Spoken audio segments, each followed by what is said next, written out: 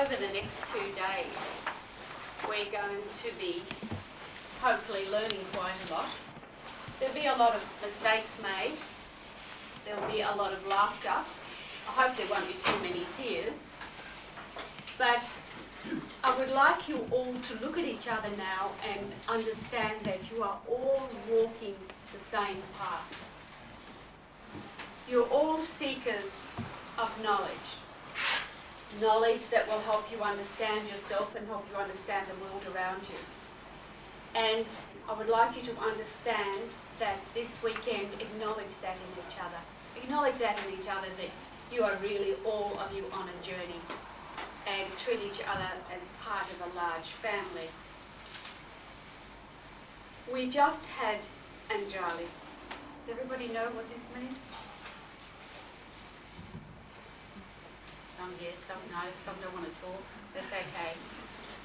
Anjali means that this is the putting together of my left and my right side of my brain, and I'm bringing them together so I'm standing absolutely together and well balanced, and I am saying to you, I welcome your heart and your soul. This is a mudra. A mudra is an action with psychic intent. So it's an attitude. No, it's a spiritual attitude to say, this is what you would say to each other, this is what you say to the teacher, and this is what we do to God. Very interesting. And we wrote it here on the wall for you too. On the wall. I'm doing well. Where am I? I got your email. Thanks very much, Maharaj. So if we have just Anjali, it's here. It's the, if we have a mudra, and people ask me, what is Ganesh doing like this? What is Buddha doing like this? What is the Shiva is actually doing this? What does it all mean? We don't know what it means, but we think it's pretty fancy. So when we go into meditation, we make sure that we're all either doing this or doing this or doing this. You know, you never know. Anyway, it's all means something. So the Abhaya Mudra is the gesture of fearlessness in which fingers are extended, palm facing forward. Now you quite often see the Buddha will be like that. This means fear not. You must be fearless. And if you're wanting to go on a spiritual journey, no matter what it is, you've got to be fearless. And those of you who've been through initiation, you'll know that you've really got to be fearless to get through to the end of it so that you get initiated anyway. The Anjali Mudra is this one here. The Yana Mudra, which is also known as the Yoga Mudra because it's done very often in yoga meditation, in which the thumb and the finger touch to form a circle with the other fingers extended. It's like that. Now if we do this, this is really the cheat's way of going into meditation, because if we put our fingers like this, we cannot breathe really with these part of the lungs. We can only breathe with the lower part of our lungs, so our lungs will not go up and down, they'll go in and out, which helps us to calm down the body for meditation, because to meditate you must be relaxed beyond relaxation. Dhyana Mudra is where both hands are open and relaxed, palms up, resting on folded legs or on the lap, the right hand resting on the left with the two thumbs touching. And you'll see that actually this is what Shiva is doing here at the moment. If you're going to ask me why the left hand on the right, why the right hand on the left, please read the booklet you've got, you'll find out.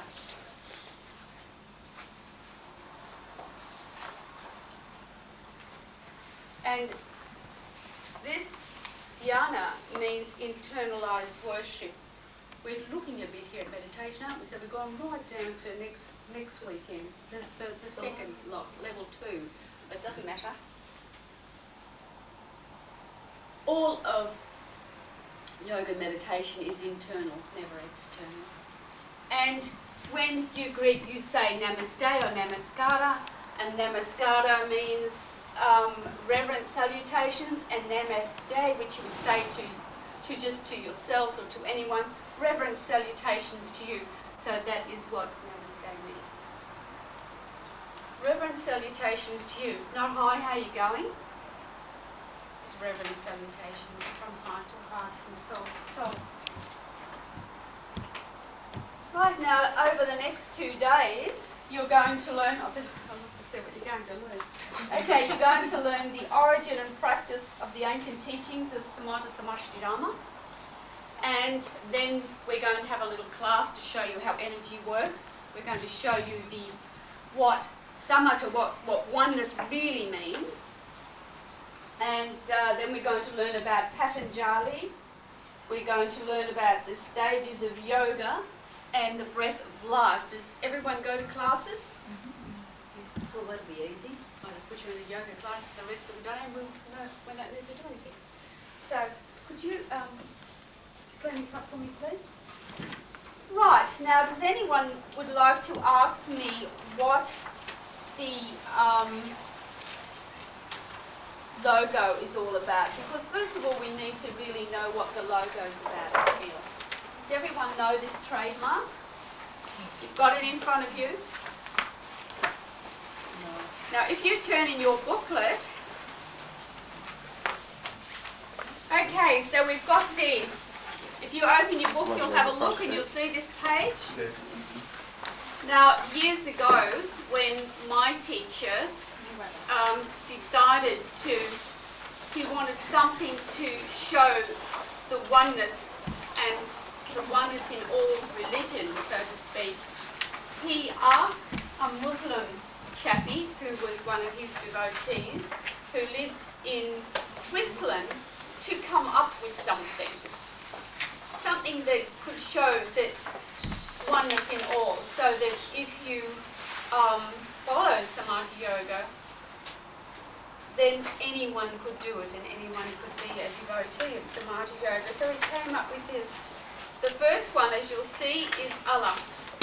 So that is how you write the Muslim name of God. So that is how you write Allah. The next one is Ek Onkar, which is the Sikh symbol. Does anyone know what a Sikh symbol is or what the Sikhs are? In India you've seen the people with the turbans on. It's very interesting that usually it used to be that one son was taken from a family and became a Sikh, because the Sikh were the warriors and they lived as warriors. And they only married the daughters of warriors. So it's become now, it's more like you don't have to actually, you're in that Sikh family anyway. But, and they have a lot of, they have to wear special underwear, they have to have a special dagger, they're not allowed to cut their hair on their body. They have to have a special turban, but they have to have a little top knot here, always, that's covered. So that's covered first and the turban comes on after. And a devotee in India was telling me he's almost becoming a mentor of mine actually. He's quite a nice fellow, and most of the people that I've taken before always meet him.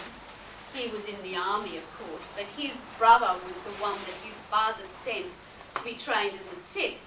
And he didn't do the right thing. He actually, I think he cut his hair at one stage. And so his father said, from this time on, none of this family will ever become Sikhs, because we have ruined the grace and the faith of the Sikh kingdom. So it's pretty strict. And that is their emblem. The next one is There is a sound in meditation that you hear in very deep meditation that nothing like I can say, but it says that is the written yantra for that sound. Then you come, the next one down is aham, it's the individual seer. Seer here means soul. A lot of individual souls make up the group, which we're going to learn about later on. Then we have the Latin cross. We all know what the Latin cross means. It comes from Christianity. And then we have the Star of David, which we think of as the Star of David, but in actual fact, it's a star that's used in antiquity, and it quite often represents Ganesh. It's got here So it's been around for at least 25,000 years. So quite often you will see this star here or the swastika, and that is a very spiritual symbol in mystical times. It makes everything mystical.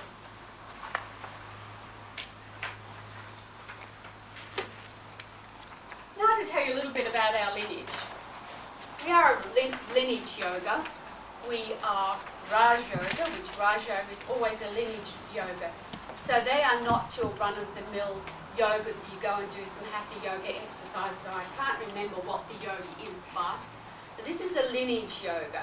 And lineage yoga is supposed to be able to show where their lineage comes from, which you can almost go and borrow a couple of old rishis or old sages and throw them up like, some do and say this is, the guru of the guru of the guru of the guru. But let's face it, in the West we want to know the itty-gritties and we want to know really, is this true or isn't it? So, let me tell you the story of our lineage. This is the teacher of my teacher, and he was born in Punjab. Oh, actually, so was my teacher born in Punjab. He was born in Lahore, whereas this one was born in a place called Badrapur in the Punjab. It is not far from the town of Hoshiarpur. Now, Hoshiarpur lies just near this group of mountains called the Shivalika Mountains, and it is in your book to read later on. But the story is that he, as a young man and the eldest son of the family, he went on a pilgrimage to a place called Hardwar. Hardwar is also up north, not far from Rishikesh. A lot of people know Rishikesh perhaps better. But Hardwar is a place where a lot of the Kumbh Melas take place. That's when all the yogis come together every 7 years and they bathe in the Ganges. Now, we've seen it on television, haven't we? Has everyone seen the Kumbh Mela on television? Or they might have seen it, SBS I think had the last lot that was on, or they might have seen it in a newspaper or a magazine. Most of these yogis do not come to anywhere where there's civilization except at that time.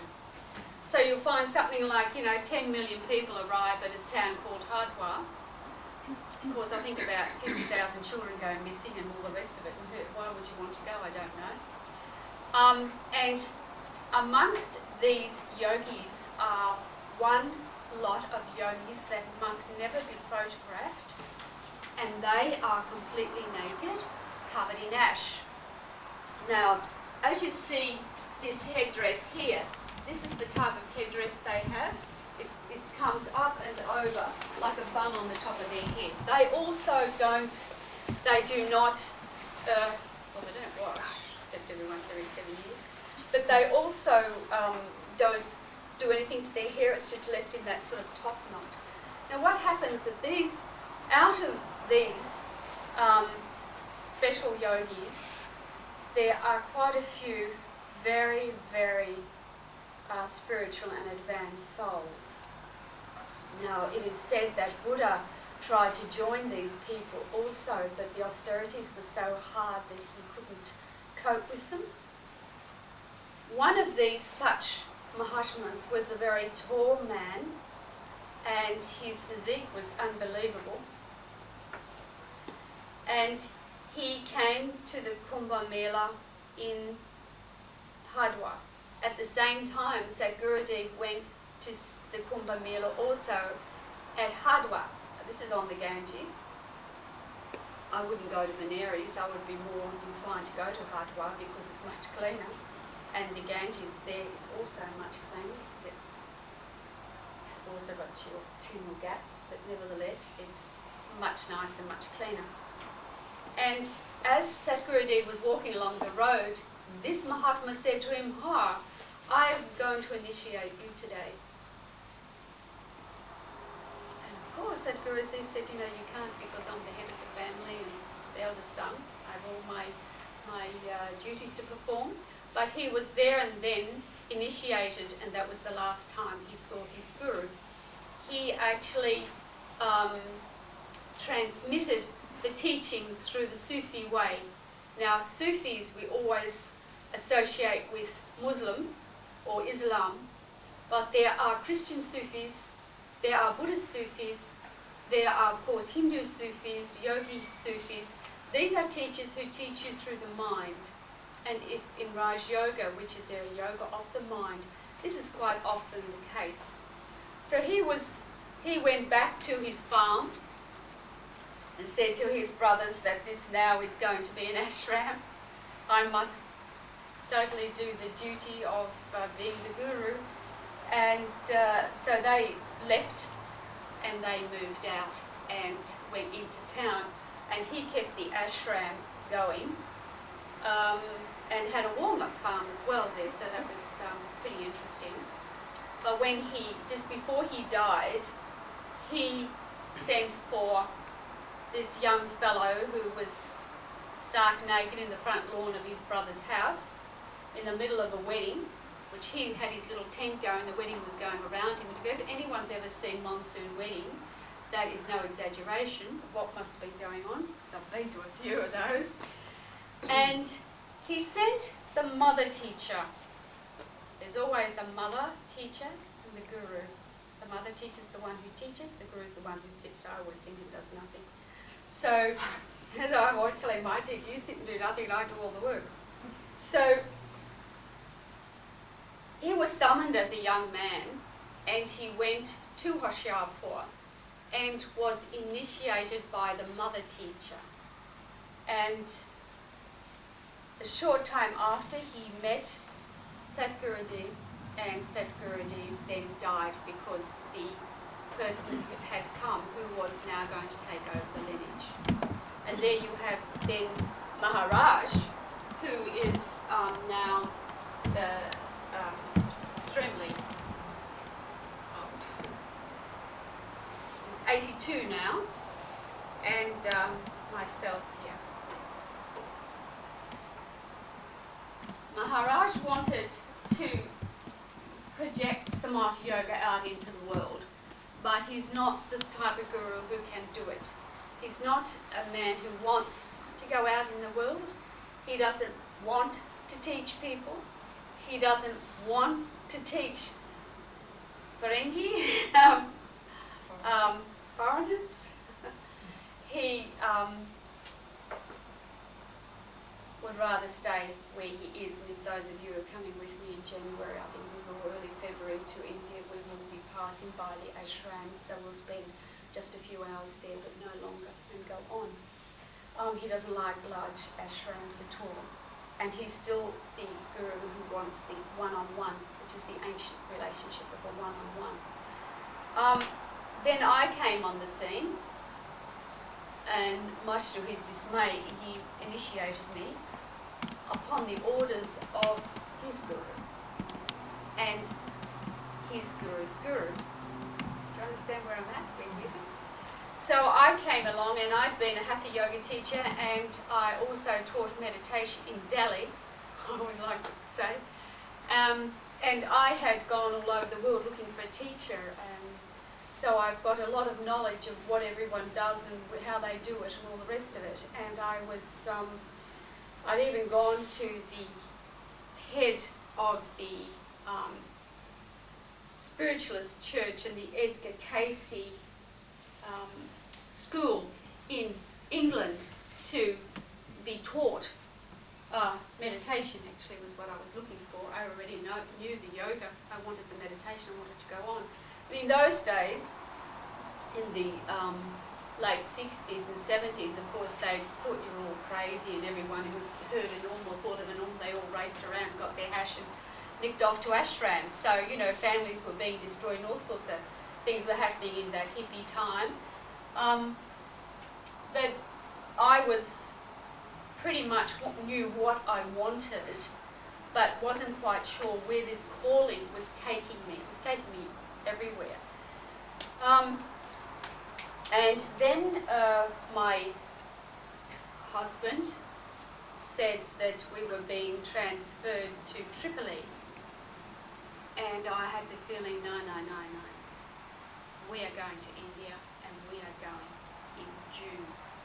And my husband at the time, who thinks there's something totally strange with me,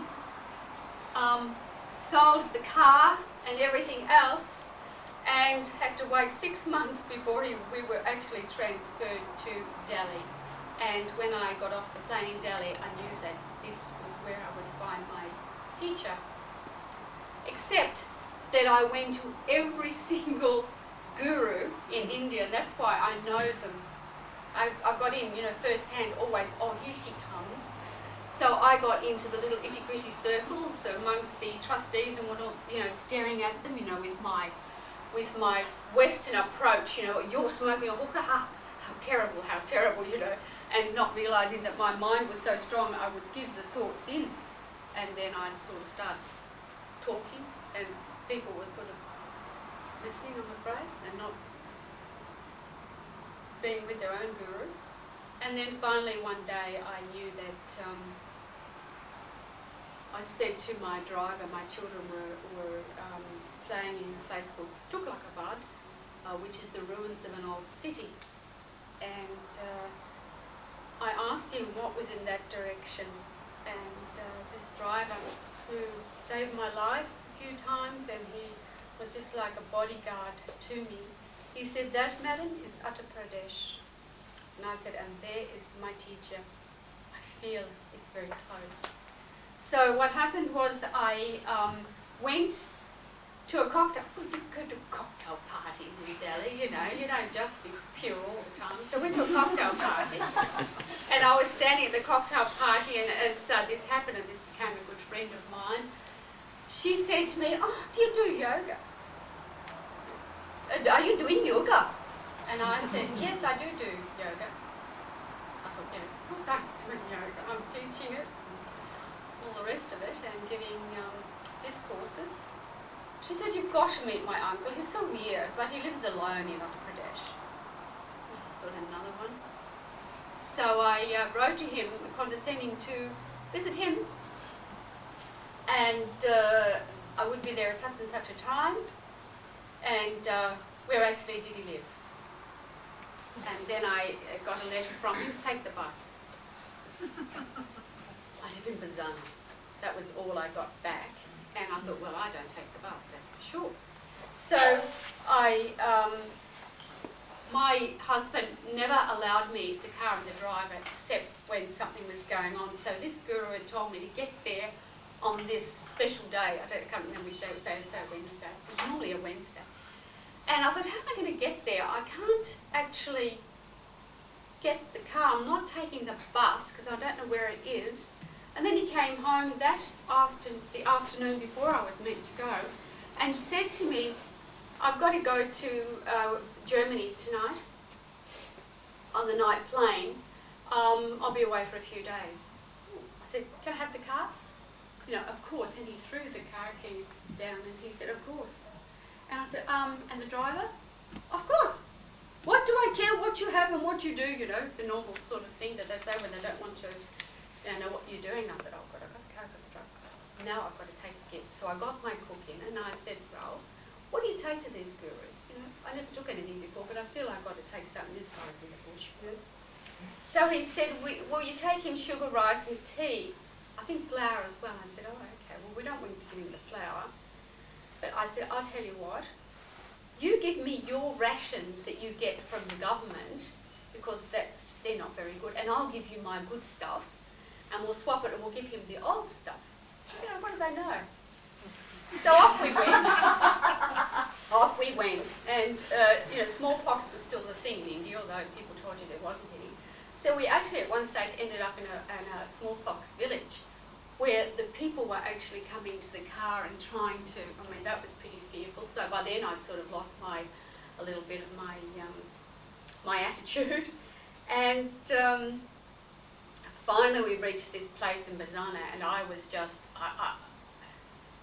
those who were coming with me on this tour is nothing like it was then, right? It was very quiet, very nice. And I saw on the hill 2 temples, and I thought, that's strange because I've seen them before. So he, you know, my driver, he started to go up near the temples because that's where the Mahatmas live. I said, no, he doesn't live, he lives down here. No, he said, lives up here. I said, I know where he lives, just here. And just keep driving, stop. This is where he lives here. He said, no. So, anyway, let us cut across now to Maharaj, who had my letter and thought, oh, I really don't like the smell of these English. They're not really good. And he'd fought in the war against the English. So he, you know, thought that we were all these imperial bums and, you know, he really didn't want to know anything about them. Why should that interfere with his meditation? So that evening he prayed to Sadhguruji to say, why are you sending me this woman? I don't want her. And during the night, Maharaj had a vision, and the vision, it was the goddess Devi. And Devi came to him and said, I want to eat halwa, Sarinda. Wake up and make me halwa. Now that's okay. So he got up and he prepared the halwa and left it as an offering. There was no temple in this ashram at the time. And so I walked in. When I got out, I thought, oh, it's really, because he never stepped outside the ashram. He only ever stood in it and opened the gate. And I said, oh, hello, you know, I've come here. And he said, I've got the gifts, you know, big, just gifts, no object, here you are. And he had a look at him and he said, in future, if you ever come again, don't bring me anything because what you brought me is totally worthless and who would eat it anyway? Oh, I said, okay, right. And he said, what do you want? Do you want something to eat or drink? And I said to him, I want to eat halwa, Sarinda. Stand up and make me halwa. And he said, then you are the goddess. You have come. We had many, many quarrels afterwards to my first initiation. But a lot, I knew that this lineage had brought me into this life and was dragging me now to come and, you know, do what I was here to do and follow my Dharma. And the stories are really great because, you know, I would sort of think, I'm not going to follow this guy because think that, you know, maybe he's not right. So I would, with my mind was so powerful, I would build a brick wall around him. So the next time I'd come, he said, oh, you can also build brick walls with your mind, huh? Doesn't work. Then what I did was, I said, you know, if he walks out of the ashram and greets me, I will believe he's the one. I mean, I've really got to get this right. So then we arrived one day, and always these were days when he told me to come and my husband went away and gave me the key. And one day he walked out and he actually opened the door of the car. And I said, oh, you did it. He said, well, you wanted it, didn't you? Okay. And then I thought, well, you know, I said to him, you don't have a temple here. He said, look, I have 2 temples on the hills. Of course I have a temple here. And I thought, no, he's got to have a blue temple because that's what you have in ashrams, blue temple. And I remember the day that he had said to me to come for your initiation because I had said to him, give me a mantra. He said, no, you don't deserve it. And I said, well, you know, I should be initiated because in those days everyone gave everyone a mantra. It's just normal, you know. Well, run up the wall or Om Mani Padme Om or whatever. It was all going raging around, but I wanted a special one, so I thought, give me one. A lot of people have said they'll give me one. Give me one. No. You are such a useless, emancipated woman. Who would want to give you a mantra? No. I have to take your karma on? No. So then he wrote me a letter and told me that your initiation is coming up. You must arrive at this and this time at the ashram. Oh, this is it. I get this mantra and I'm in highs. This is it. This is what I want. And when Jung and I arrived at the ashram, he had built a blue temple in what was then the centre courtyard of the ashram. Only big enough for 2 people walking. And he had it blue. And he opened the gate and walked to the car and opened the car door and says, "Come." And I'm thinking, I said, "Yeah, it's blue. You've made a blue temple." I never told him to make a blue temple. I never actually told him to make a temple. And he came in and he said, "But you wanted it for your initiation, didn't you? You wanted a blue temple in the middle of the courtyard and it had to be blue. And you wanted me to come out and greet you." Well, I said, "Yeah, but I didn't think it was all going to..." And then we went into the temple and I was pretty excited. And he said to me, "We must wait here for the exact moment according to the masters of Rama's birth." So we had to stand for about 15 minutes, chest to chest in this little thing, to finally get the first initiation. And that was, pretty good. And I thought, "Oh, this is pretty easy. This is pretty good, Got a sore throat because I couldn't work it out how to say it. And afterwards we had a big party, so all the women came and cooked, and we had lots of sweets, and there was lots of dancing, because they'd already thought this is Devi, because I was the first white woman that had ever gone to Bazana. So they were pretty sort of thinking, "Gee, look at her." And time went on. There was one stage before the initiation where we had gone up to the we were going up to the temple, and there's about 200 steps leading up to the temple, and I have a heart problem. So he sort of bounced off, and I was walking very slowly up. And as I got 3/4 of the way up, this beggar kept saying to me, "Bakshish, man, star, bakshish," and he kept pulling me. I said, "No, bakshish, bakshish." I said, No. And he started really clinging on to me. And then I saw Maharaj. He used to wear the folding skirt, dhoti or whatever it's called. And he turned around, he lifted the dhoti and his yoga danda, and he run down and hit this fellow. Today he told me, "I don't have a bad temper." I said, "Of course you've got a bad temper." He hit this fellow and said, "Don't touch her." I told him, nobody here is allowed to touch her at all. And of course I looked at him and said, "Then you're my teacher." He said, "Of course.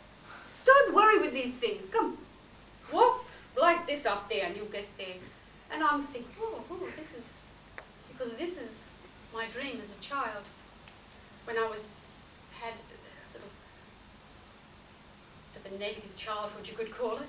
And when I was very afraid, I would climb under my bed and squeeze my eyes, and as I did, I saw what I thought was the castle. And the man would turn around, picked up the stick and run down, and when he got to the bottom, I knew I was safe. So there's such a, connection to the lineage that it was quite interesting. It's a few little incidents of things that happened in our relationship that will be in the next book when it's getting printed now. And there was, my second initiation was, I went there. Oh, after the first initiation, by the way, my Grand Master Satguruji appeared before me and said, "Can you leave all this?" And they don't pick their time, you see. So what happened was I was actually at this Italian lady's house for dinner, and she had antiques everywhere. I thought, it's not mine, of course I can. Even the servant had to have the only female servants, because they were gentle, and they all had to wear white gloves, so you can imagine the house. And I thought, just standing here, and I said, of course.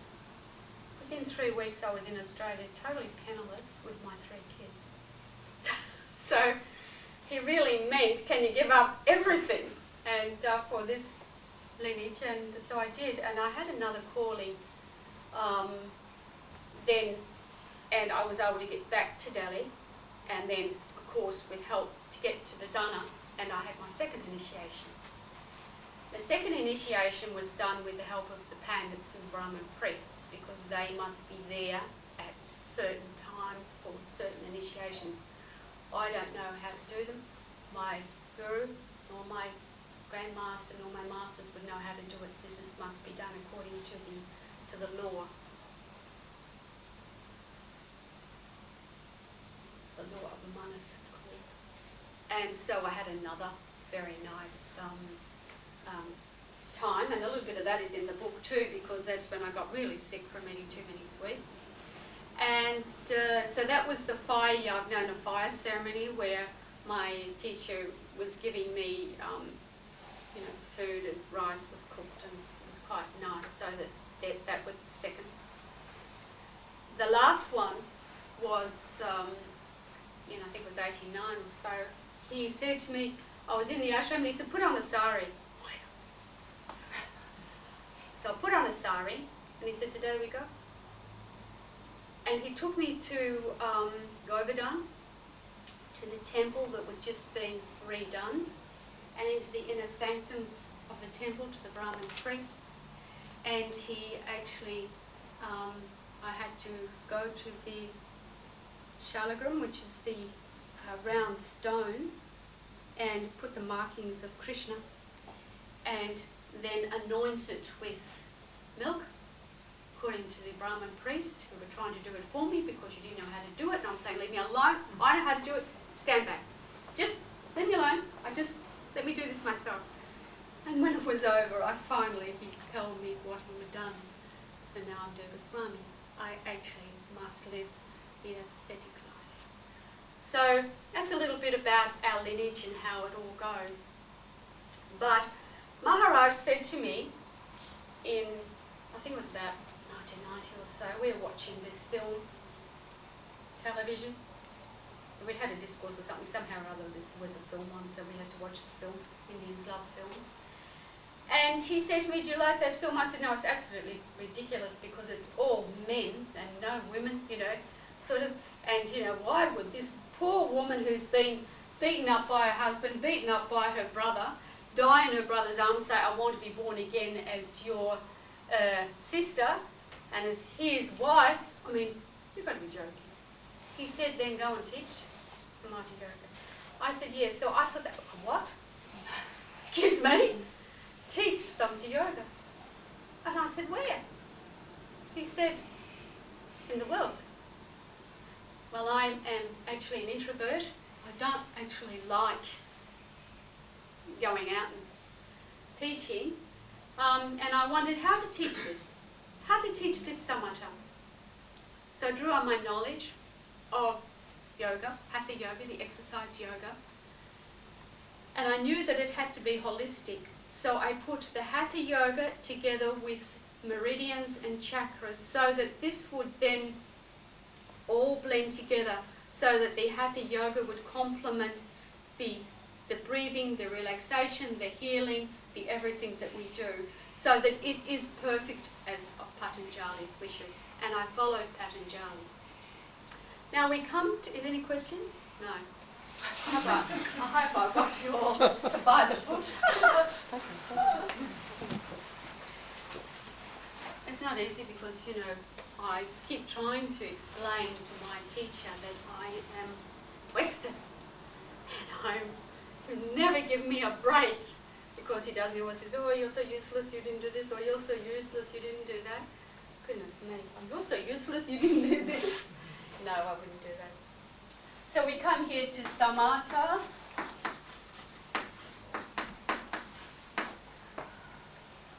When I was there this last time, I said to him, I can't stand because people who look after him and live there now, and his adopted daughter and family, they've got this thing where, it has to pay for itself. So they've got this thing where it's now the transmitting station for television and radio in Bazana. So, it's not a quiet place. And I said to him, this is not a quiet place. I really can't cope with it all. It's all too much for me. And he said, oh, you're too much in the body. What's the matter with you? Just meditate.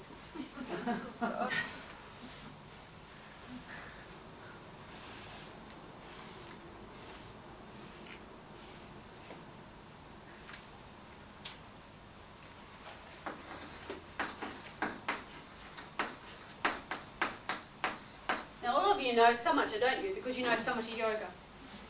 But you don't know Samata Samashti Dharma. Now, Maharaj told me in the early days, it must be Samata Samashti Dharma because that's who we are. And I thought, if anyone in Australia can say Samata Samashti Dharma and spell it, be very amazed. So we started off calling it Samata Yoga, and now I'm introducing you to Samata Samashti Dharma. How do you spell it?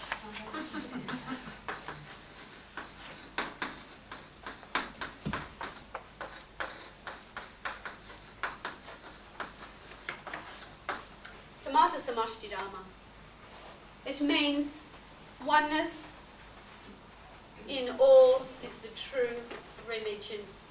I don't like that word religion, but as Dharma is also your way of life. So Dharma can mean both. So Dharma is a way of life. He asked me actually this time, tell me little one, are you following your Dharma? I said, yes, I'm following my Dharma. And that is all. I was waiting for the next bit of nothing happened. But Dharma is your way of life.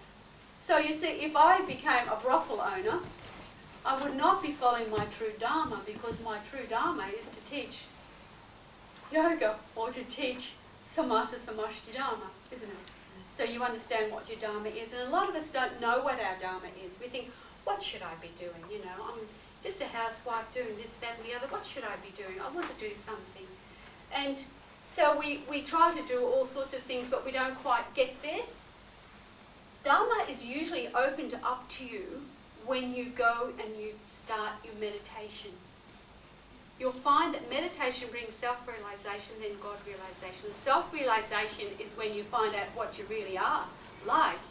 You know, I always like to eat this or that, and then you say, oh, no, I don't think that's me anymore. So you start to get to the very core of your being, and then you find out, no, this is my path. Whatever it might be, a seamstress or something, you know, that is then your path. So Samata is oneness in all. But when we look at oneness, what do we think about oneness? I think we're going to have a cup of tea then. What did Bartol Evans do earlier? Oneness is a great ideal and can be extremely difficult to maintain in a moment, really. That's so true. Me and you instead of us, sort of thing. Yeah. Oneness. Now you've got it in your book, so you will be able to read about that, but we're going to talk a little bit about it anyway. So when we look at oneness, with Samata is oneness.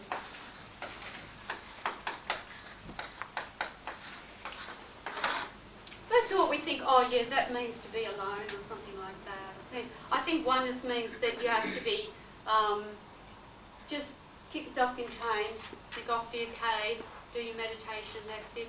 No, that's not. Oneness doesn't actually mean to be alone.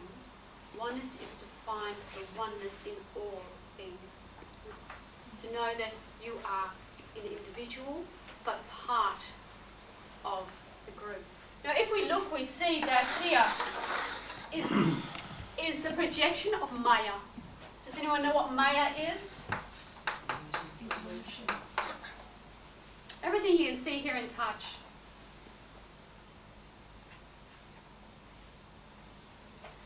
Rhoda, can you see, hear, and touch in your dream?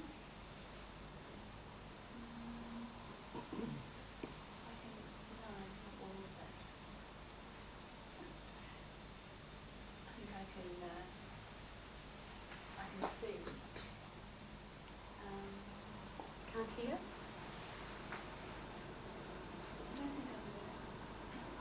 Oh, yes, I can actually. Michelle, is it? Michelle, have you ever felt touch in your dream? No. Has anyone felt touch? Yeah. What's your name? Mark. Mark. Yeah. In Tassie? Mark. Yes, that's it. How are you? So, everything we can see, hear and touch is not confined to this, what we call this physical world, is it? Because if we go to sleep, we're no longer sort of alive to the physical world. Aren't we sort of in a world that's a bit, maybe part of our mind, part of a cleansing of our mind, perhaps even a bit deeper?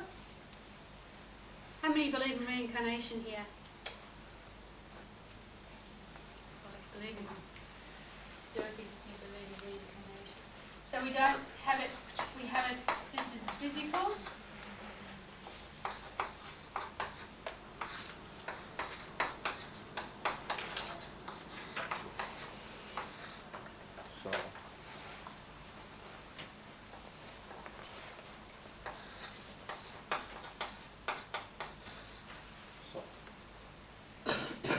Soul.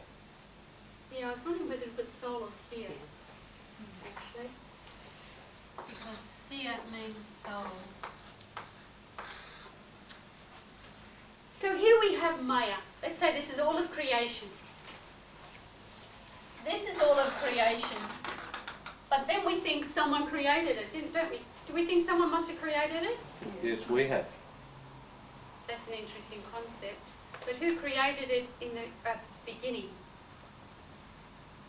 Right in the very beginning, there must have been a creator. This is very interesting because this will help you with your karma workshop as well. So we see that oneness is within here. We're not quite sure if we have oneness with the creator at the moment, because we see that it's on a physical, an astral, and on a soul level. Who can tell me what the astral level is? Anyone know what an astral level is? What the astral is? Okay, you all believe in reincarnation, is that right? Yeah. So where are you what was that? It's the energy level. It's the where our spirit what mind goes, but our spirit, our body can't. That's right. So here you have your soul. Here you have, you just can see this fella. That's why it's called the seer.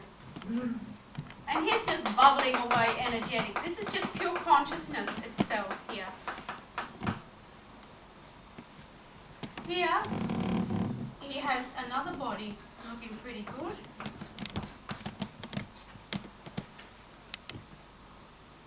That's when he projects into the astral, into the thought sphere.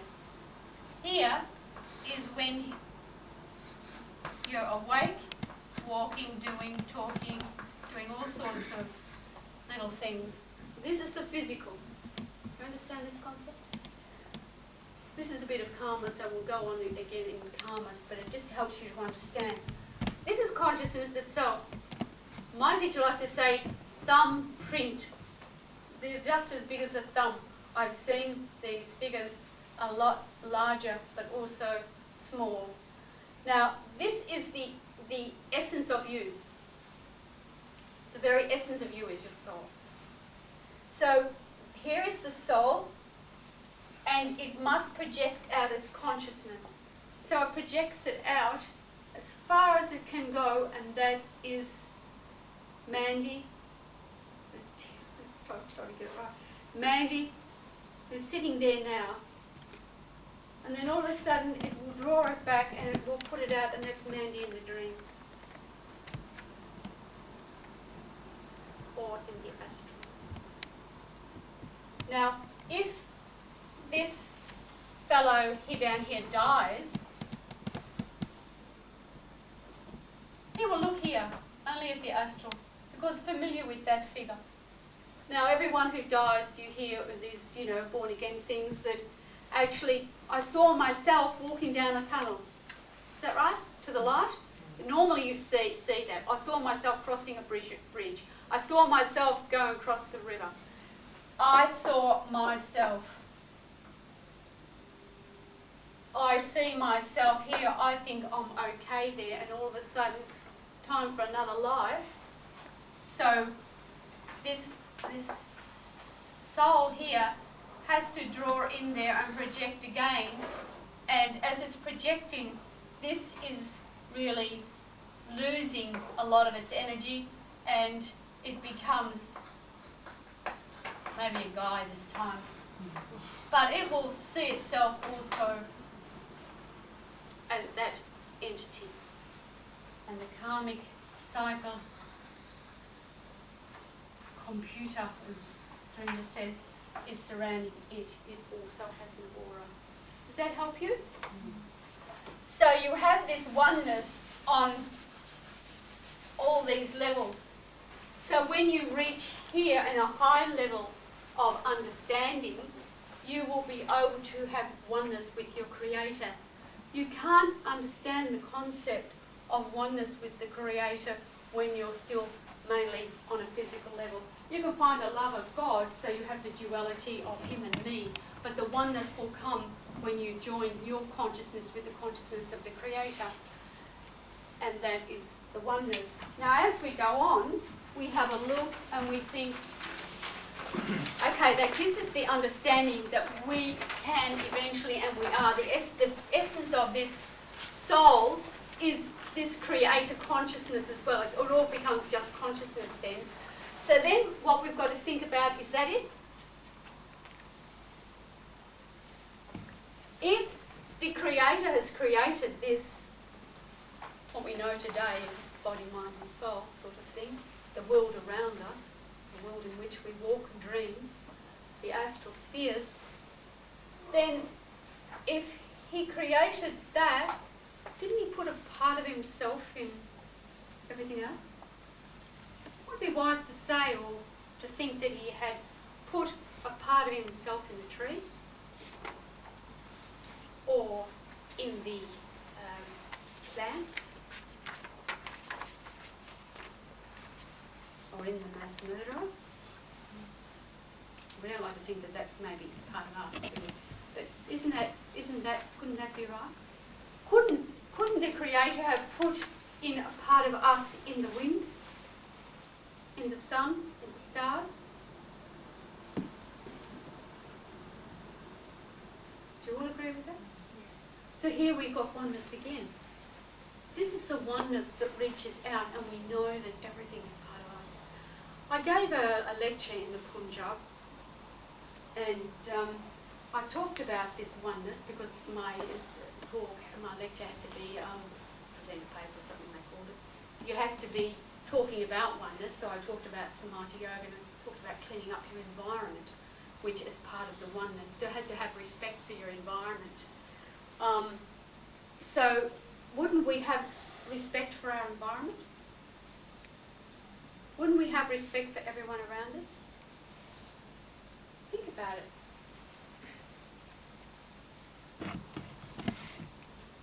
So now we know that in everything in nature is oneness. Samata Samashti Dharma. And if this oneness goes off well and correctly and is in balance, there's peace. But because we are not peaceful people, we still think we're the great warriors. There can be no peace in these areas. The peace can only come from here. And everything is threes, remember? So here can only, there's still fighting in the astral. Not going to heaven, everyone be happily ever after. Depends which part you go to. And we'll have a talk in our, you have to come to the third workshop, because that's in there.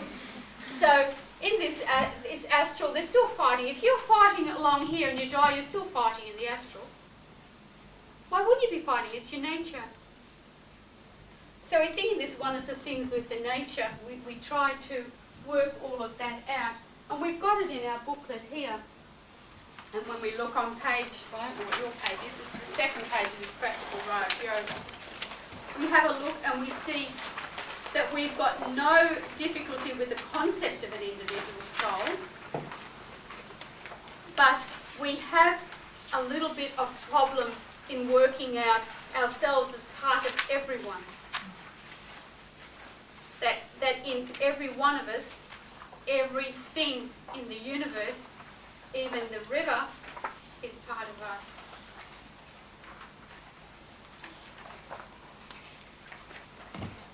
So it's interesting, the concept of our individual souls all being part of the others. So we can say, yeah, okay, look, I can think that the Rose and I, we just, I'm quite compatible with Rose because I'm a good gardener. So the Rose and I have the same soul. I would you think that you were part of a group soul? Let's put it on a much broader. Could you be part of a group soul? Okay, so what's the concept of group soul? Group soul concept is that perhaps all of these, everything in here is a group soul. If you read any of the books of Talhan Desjardins or Edgar Cayce, they do talk a lot about group souls. And they talk about the group souls having to go through different dimensions to reach the ultimate.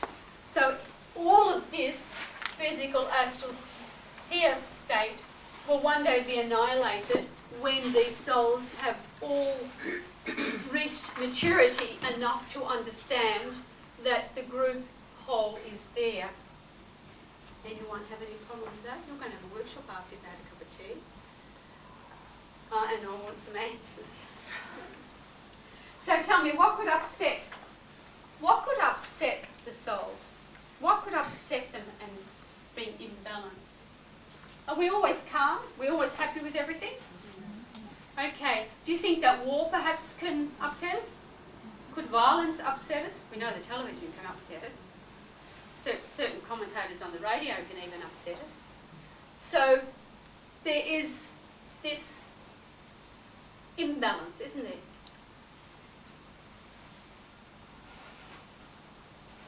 Can anyone tell me something else that can bring imbalance to the soul or the group soul? Substances.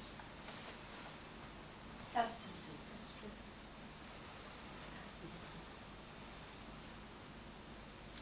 Changes things. Yes. That's true. Also, that we forget, because we forget about race, colour, creed. Don't we? These also can bring about upsets. Now, if something like this happens, like violence usually comes because of this,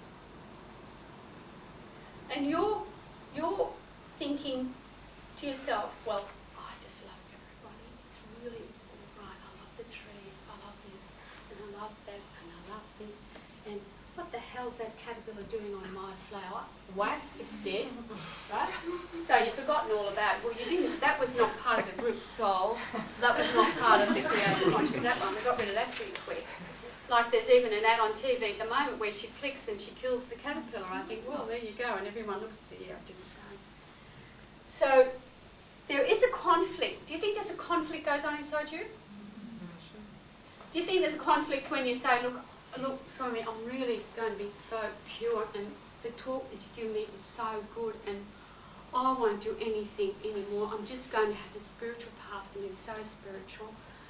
And then they go out and they go to the pub, have a couple of drinks with their pals, and say, let's go to Macca's. Well, weren't you going to be a vegetarian from now on? No. Tomorrow. Yeah, I will. Okay. I'll go to Macca's and we'll just have a salad. I'll have a couple of grogs beforehand, and, I have a puff, that'll do. No one's going to know if I have a puff or not. Is there any inner turmoil there? Okay. Is there a good over evil there? So is there a fight going on? Is there a war going on inside you? So don't you think that if there's a war inside you, there's a war within the whole group's soul? Don't you think if there's a war in you, there might be a war in the astral as well? Up here we don't think so, because they're pretty well done their thing. If you come up into the higher parts, where it's the higher developed souls, they're pretty well okay. But the soul state as we saw it before isn't okay. Because if the soul's projecting out, then you're having a fight anyway. So we think to ourselves, how do we get over this? We have to actually begin to see oneness. Okay, and to find yourself, Dharma, So you're not supposed to be a vegetarian. So did I say that you couldn't have a drink? You should have said you're covered in the ashram, this keeps locked. Where every time I take someone, they take all the grog with them. So they just have a few slurps at night before they go to bed, isn't that right? I'm not saying anything. Well, the first time I took a whole group, and all of a sudden out comes the champagne because it was New Year's Eve. Oh, that was different.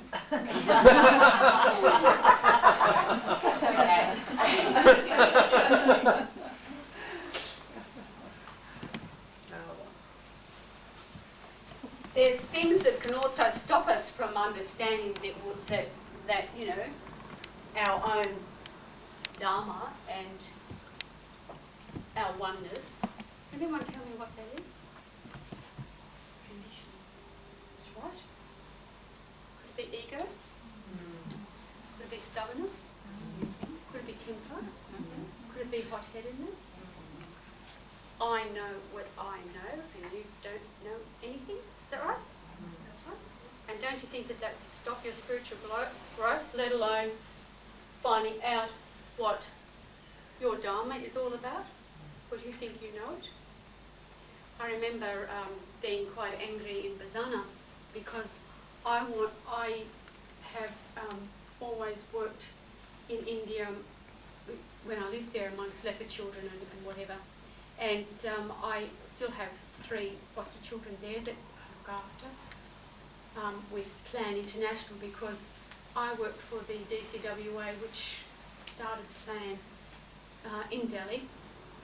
And so we still keep looking after always, you know, 3 more kids, always in Delhi, and I usually go and visit them. And have been doing this for many, many years.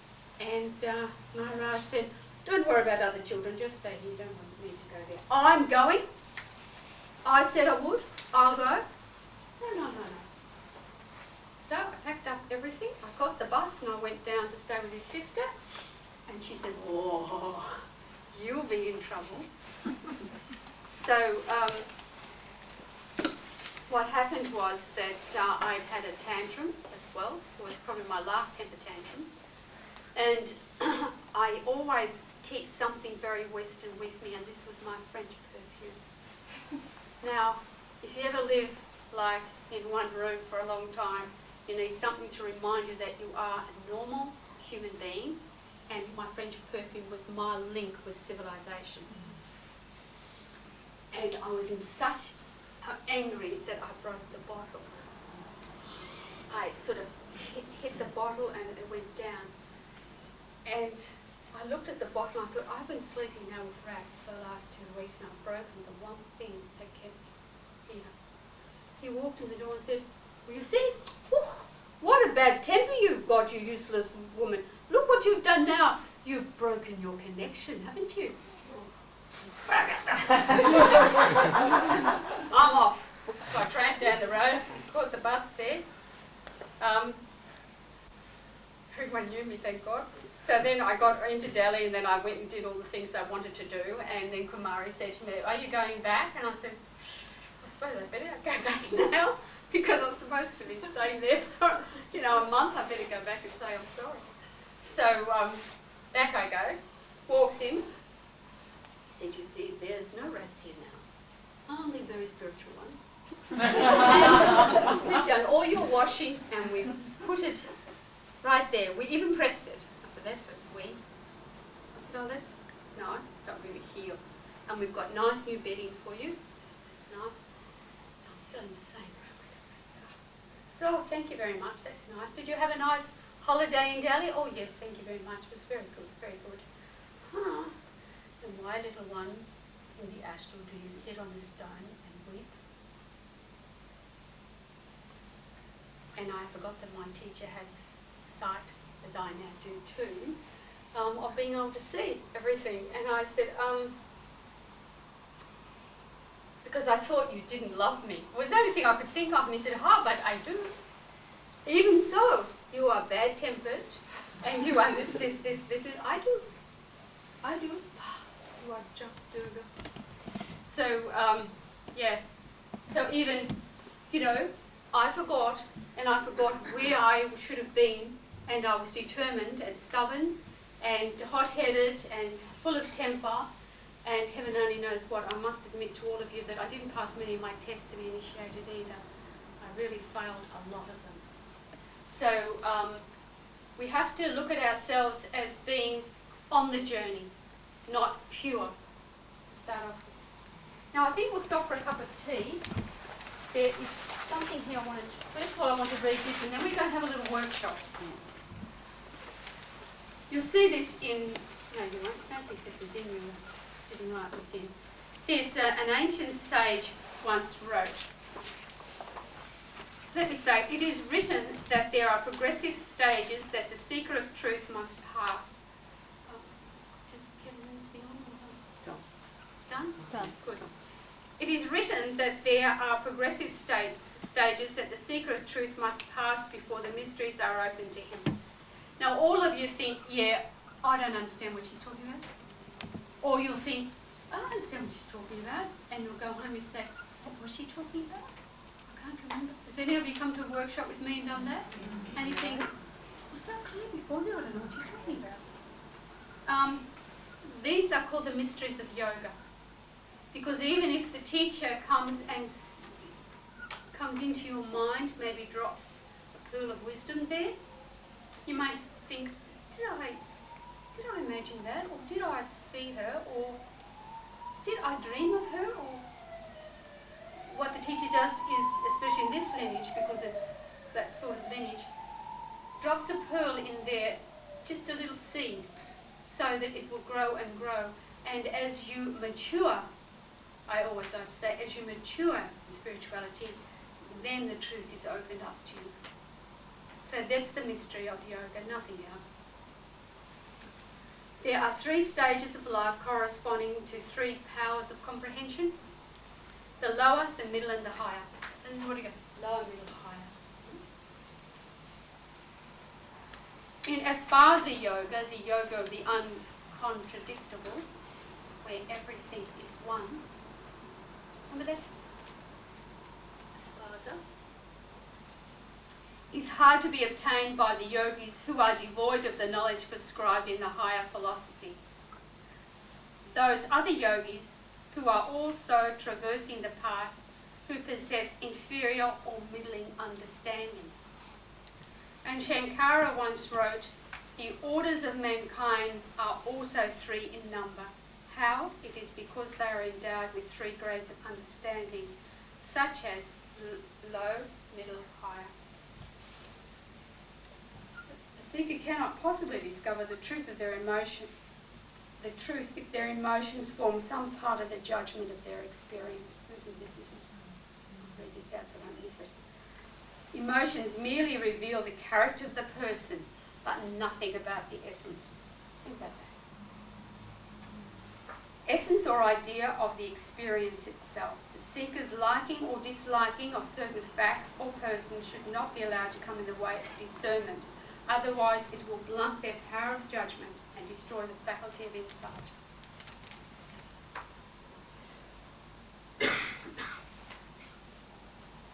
So these patterns that we talk about of the body, they are patterns of the body, patterns of the mind.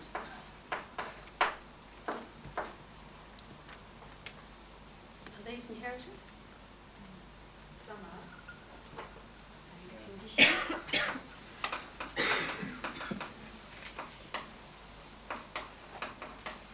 I wonder if I spelled it right then. Are they inherited? How do we inherit patterns of the body? Genes, conditioning. I remember my daughter saying to me, I'm sick of you telling me what time I've got to come home at night, and I'm 21 and I can stay out midnight, home, my house, I supply all the food and everything else. If I pay for everything, you obey my rules. If I don't pay for anything, you don't need to. So this was always, and where have you been? What time are you home? I even got to find her address book and says, I copied it down so I knew she went out with the guy. I wasn't home by midnight, bring her up. Where are you? Home. Or she denies me at that stage. Then she left home. Sergeant Major, my cousin, called me as being a mother, but I always liked order, so it was order. So written orders if you didn't get it verbally. And well, single mother's not easy. And I heard her, she went and she stayed, you know, she flattered together with another girl that she worked with. She rang out, do you know, Mother, she's home after midnight. I told her, where have you been? You can't stay out like all night. I'm worried. Sounds like me. So there you are. So it is inherited, isn't it? I know my granddaughter, she was playing mother's. I can't cook in this kitchen if everyone's around me. And I thought, oh, I'm listening to her mother talk. So it was amazing that sort of, and if you hear your kids playing or doing something like that when they don't know you're around, it comes really out in you. So you can really understand it. So body and mind, will that remain with us all our journey? No. Because we'll be able to kick off the conditioning when we follow Samata Samashti Dharma and learn about ourselves and how we are. And this also of understanding comes from the gunas, doesn't it? Body, mind, should be soul as well, I would say. Soul. I'm going to keep that in mind and rub it off now.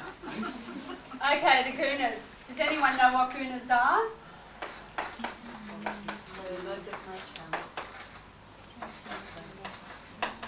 Gee, you're really waiting for that cuppa, aren't you?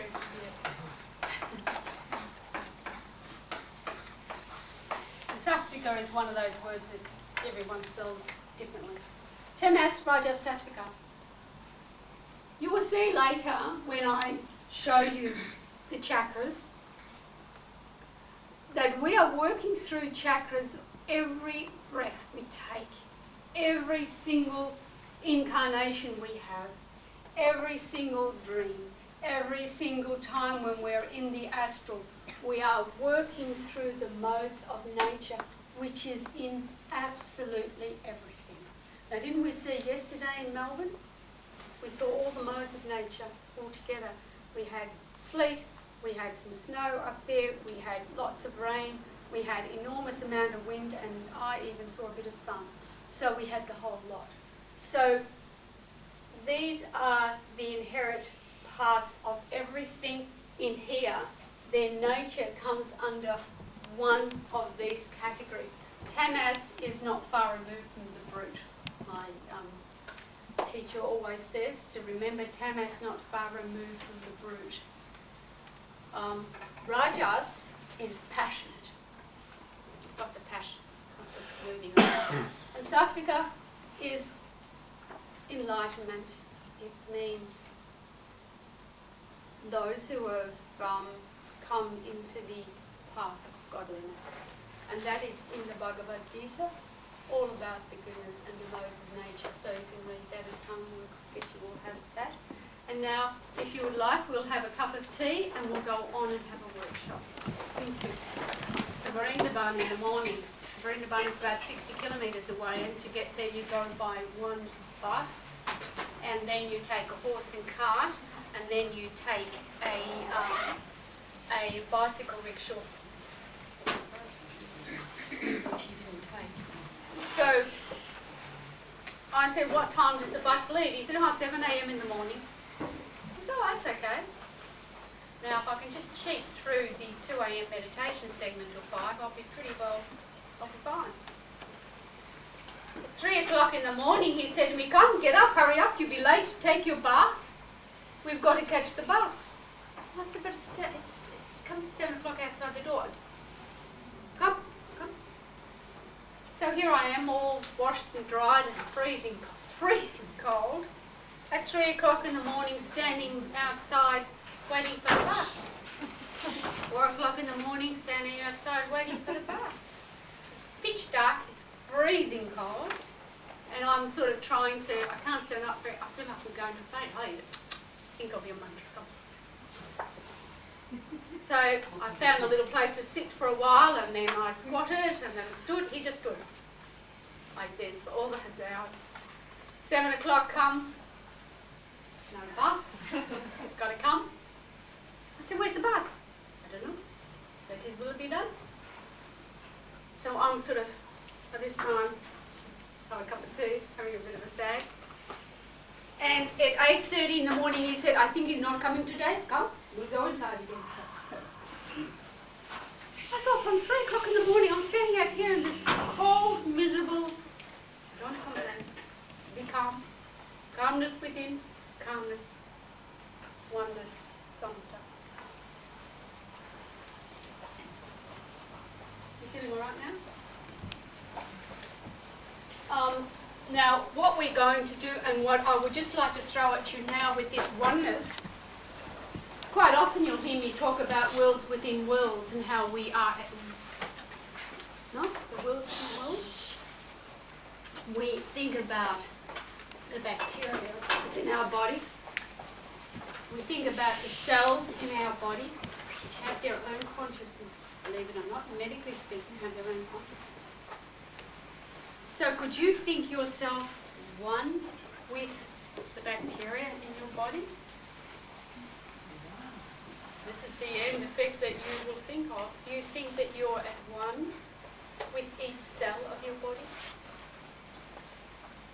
You all have consciousness.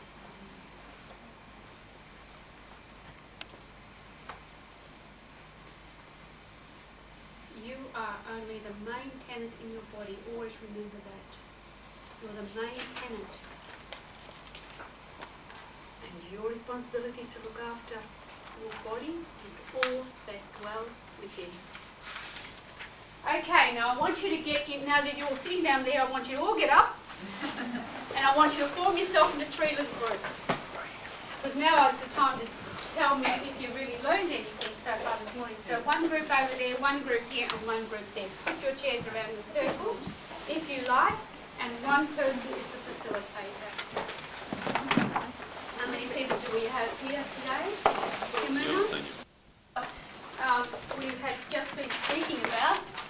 So, which group is number 1? This one? You will discuss fight of good versus evil on these levels. Personally, groups, such as in a working group, religious group, society, worldwide and universally. Okay? You've got about 10 minutes to give me your answer. This group, where else do we find this in the world of matter? The fight of good versus evil? It's almost everything in the first group. Just get on. You've been before, haven't you? Now it's illegal. And now on 3, this group here, how can we minimise the trauma? You know, at least come to some peaceful ceasefire agreement. All right, so you've got 15. You've got till midday for that. So come on. So we talked through the personal level of the fight of good versus evil, and we talked about what stops us, I guess, always being good, which is sort of an interesting question. What is good, I guess? We didn't talk a lot about that. We said that the things that that affect what we do every day is that often we get caught up in routine and we lose sight of the things we learn when we come away for weekends like this, and we lose sight of the good habits and slip back into our old habits. And there's a level of comfort around those habits. There's a fear of letting go. There's a fear of losing the paycheck or the perceptions other people have of you, and that often will also affect the fight by using judgment based on our conditioning. So we'll judge other people to be good or evil when in fact they might be doing what's needed in the world at that time. We then talked about groups, and we actually focused a fair bit on religion, I think, because I guess there's a lot going on with religious wars in the world at the moment. And we were saying that, a lot of the groups actually are about one group dominating another. It's about power over another group, and it's sort of dominate or be dominated. And we're looking, and a lot of religions, some of the Christian faiths actually make that even stronger. You know, that it's a fear thing. If you don't behave in a certain way, we dominate you to do this, and if you don't do it right, your penalty is going to hell. We talked about it. Was there examples where we could see groups have gone beyond that dominate or be dominated? And one of the people in the team had actually said that they'd been to a community in Italy, I think. Is that right? Yeah, where there was many people who actually, every time a conflict came up, they actually used it as an opportunity to become closer rather than move apart, and used meditation as an extremely important tool. And I guess the message we took away from that was conflict's okay if you use it sort of positively and learn from it. The other thing we talked about was that emotions are catching, and fear and terrorism, you know, we've seen examples of that around us all the time, and that you have to be strong and you have to fix what you're doing individually, because everything's connected. Like we learnt this morning, there's no good trying to fix the things around you until you're right yourself, and try not to pick up on the negative things that are happening around you. Just, you know, be true to yourself. The challenge is, I guess, finding out what your Dharma is. We didn't spend a lot of time on universal purely because it was sort of the end and we ran out of time just a little. But we talked about that, you know, I guess you extend what happens worldwide and say the same theories apply to the whole universe, but the thing to be really aware of is, you know, there's a lot more to what goes on around us than what we see in the newspapers and, you know, what we're aware of on this planet, and we should be aware that there's other planets and things which can be affecting us. Did I miss key things? Did I miss anything, guys? Anything? No, that was Fantastic. beautiful. Well done. So, Jennifer, your question was where else do we... Where else do we find this in the world of matter? I don't think I've ever spent as long as meeting this, but hopefully people will know. We, as a group, we discussed that it's everywhere, it's in everything, it's in every organism, microorganism, in the environment, in all animals, all living things, because everything has their greatest essence, I think.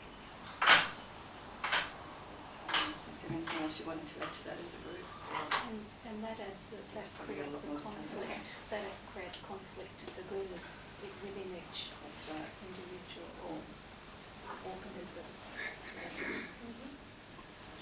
Thank you. The next group, Joe. We come up with a number of things, and first of all, we sort of all went within, and we just did a little bit of breathing, and we just come back to the moment. And I think that that's probably, and I think we all sort of consented that coming back to the moment, coming back to within ourselves, help minimise all kinds of trauma, because if we're staying within the moment and remembering who we are, then we're not really influenced by the external the external things of good and evil. And the other things that we come to discover was to simplify our lives, acceptance of other people, going within, remembering who we are and where we come from, caring for ourselves, our minds, our bodies, which is also taking time out, going internally and treat others with respect. And also a good point, a very valid point, what Megan brought up was learn from the traumas that are created too, if you are confronted by the traumas. So. That's pretty good. So you were almost correct. As we go through the Tamas, Raja, Sattvika, these modes of nature, the conflicts all are really experiences in life, and these experiences in life are to refine us. Because how are we going to actually find out what our Dharma is, reach our true life and realise really what we are? How are we going to open up our minds and our souls, if you like, to find out what we really want, where we're going, who we are, why we are? We won't know unless we have a few conflicts. But if we become attached to these conflicts, and we don't let them go, and we try to be judgmental within the conflict, it doesn't work. So what we have to do is step back and look at everything in our life as an experience. Why is this happening? Are you having that experience because and you were telling me about that because am I the cause of your experience, or are you the cause of your own experience? You know, think, broaden your outlook is what I'm always trying to say. Don't think live in the square you're in. But try, because as you move on in a spiritual, pathway, you have to really broaden your outlook. You can't be narrow-minded.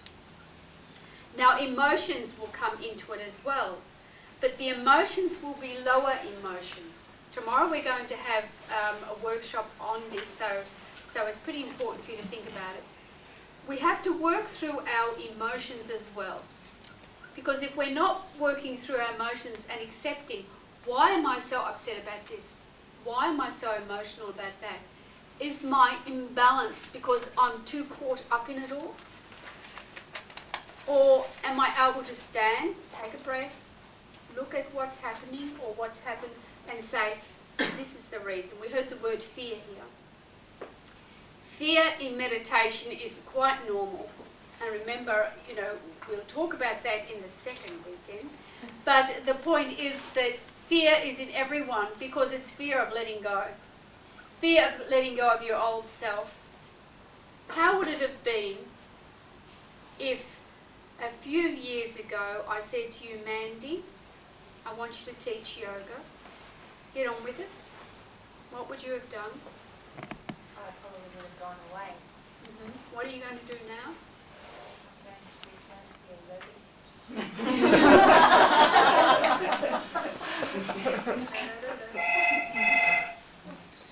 So you see, if I had have confronted you with, you would have been so afraid, no? So afraid. But now you're understanding more of what we're about, what we're doing. So this is just the one experience. But you're understanding more, you're thinking, this is right, this is good, what has it done for me? So you're looking there as a witness and a spectator.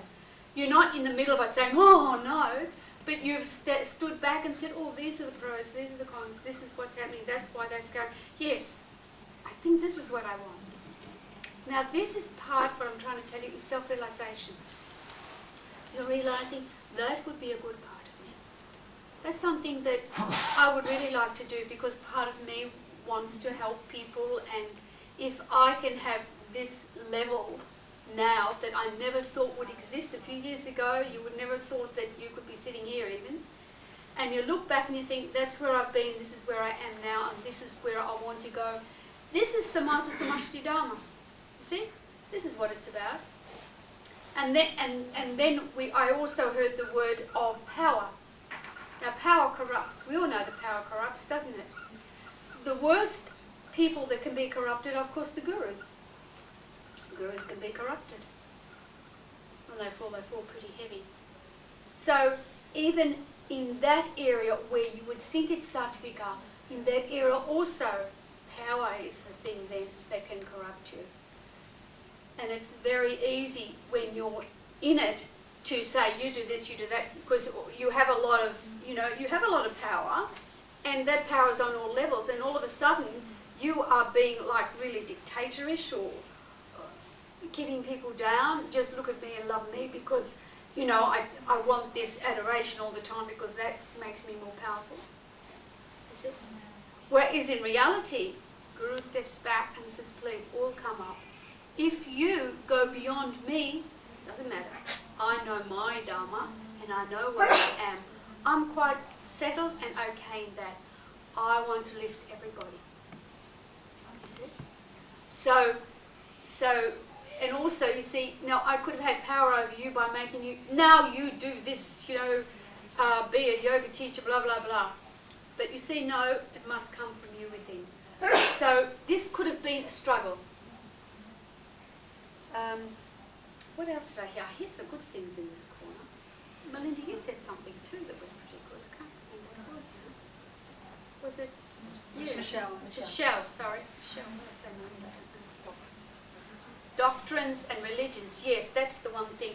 Doctrines and religions, because remember that you must always remember when you're into this and saying, oh, you know, it's very spiritual, it's very religious, we're doing Raj Yoga and it's all about God and creative consciousness, and we're really also, you know, this is where we're at. Well, just remember that here is Maya, or matter if you like, and the three stages in it. Doesn't matter. Doesn't matter about matter. Once you get a little bit more evolved, once you reach that godliness, once you reach the soul state,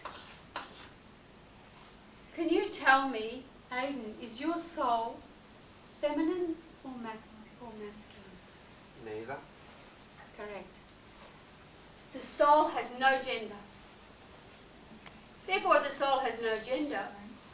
Why on earth are you worried about, you know, all these things according to gender?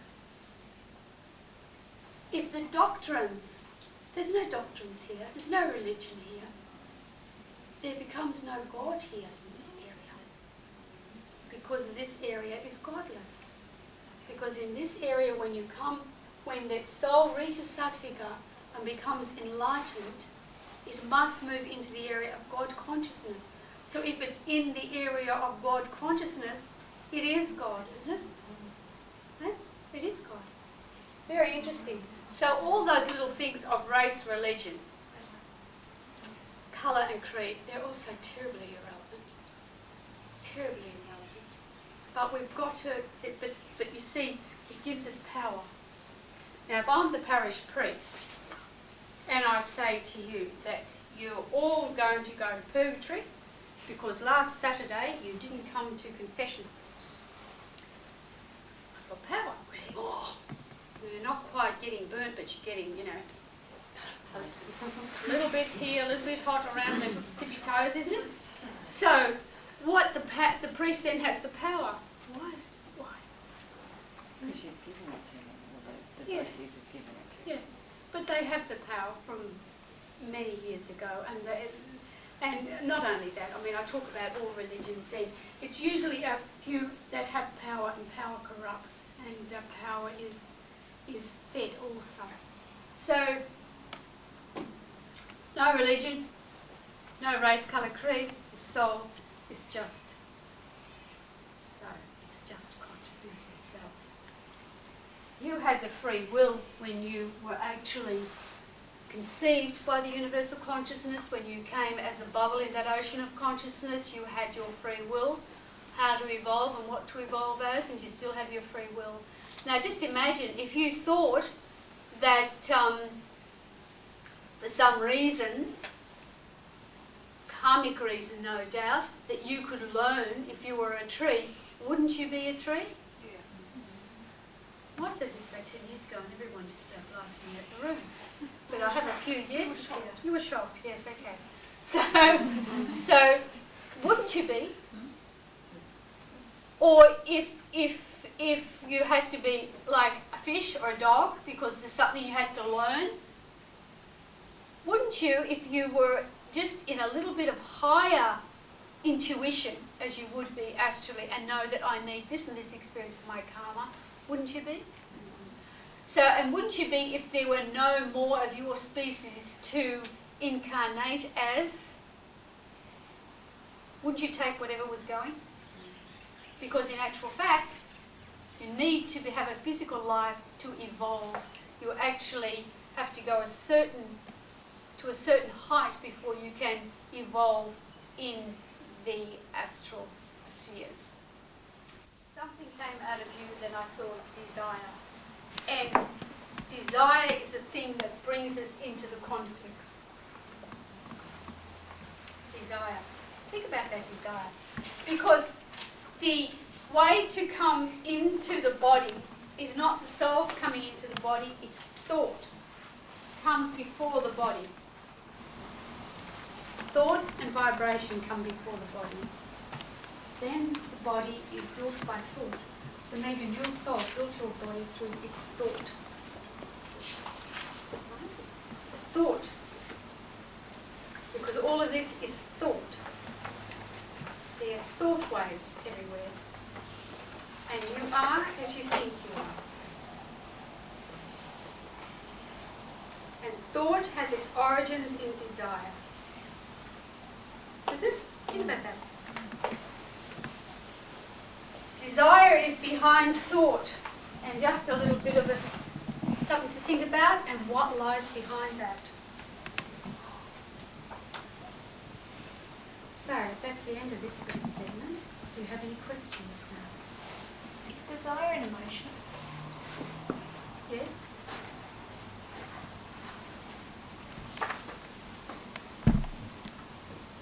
Even to desire godliness is not correct. Desire nothing, attain everything. Easier. If you don't desire, it's easier to look on as a witness and meditate. It's easier to go outside the experience and look on it. All right. Now, return to Patanjali. You all finished with that little segment? You're all been more confused than you've ever been in your life. That's okay. Now, someone came along in the last golden age and he decided to help us to attain this sattvic quality. And that person was called Patanjali.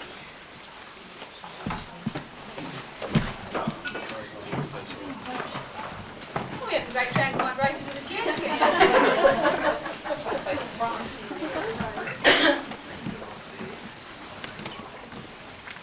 All right, now we learn about Patanjali, and as I said before, earlier on, when my teacher asked me to teach it, I decided to use Patanjali as my theme. Patanjali is called the father of yoga, the father of Raj Yoga, that is. And in the last golden age, he decided to write down what was the easiest way for God realization and the way to get there. Now, Patanjali is actually, or was actually, a title, not a name. He wrote the 8 limbs down, and 8 in Sanskrit means Angus. So, therefore, that is the basis of Ashtanga yoga. So, somebody told me once that they didn't like Samata yoga, they liked Ashtanga yoga. Ashtanga yoga and Samata yoga are actually just the same. So here he gave us 8 ways of doing things, 8 ways to get us there. The first he gave us, and it's in your book, are the yamas. Now if you turn to, I don't know, what's the page, Mandy? 14. Okay, if you turn to page 14, you'll see that here are the disciplines.